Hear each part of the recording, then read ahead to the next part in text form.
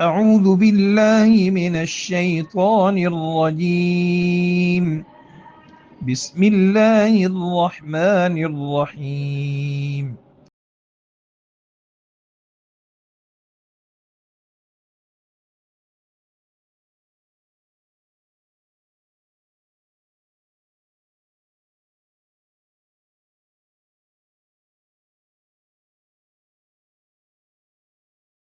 ترجمہ: اور نماز قائم کرو کہ دنوں کے کناروں پر اور کچھ رات گزرنے پر یقیناً نیکیاں برائیوں کو دور کر دیتی ہیں۔ یہ نصیحت ہے ان لوگوں کے لیے جو نصیحت قبول کرنے والے ہیں۔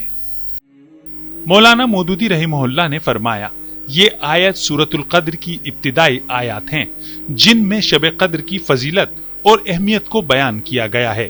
قرآن مجید اسی مبارک رات میں نازل ہونا شروع ہوا۔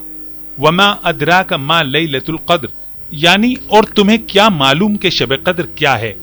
اس کے ذریعے اللہ تعالیٰ نے اس رات کی عظمت اور مقام کو نمایاں کیا ہے۔ اس میں یہ اشارہ بھی ہے کہ شب قدر عام راتوں کی طرح نہیں بلکہ ایک انتہائی بابرکت اور فضیلت والی رات ہے۔ لیلۃ القدر خیر من الف شہر، یعنی یہ رات 1000 مہینوں سے افضل ہے۔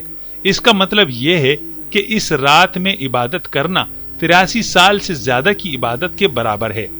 یہ اللہ تعالیٰ کی خاص رحمت ہے کہ اس نے امت محمدیہ کو اتنی عظیم رات عطا فرمائی۔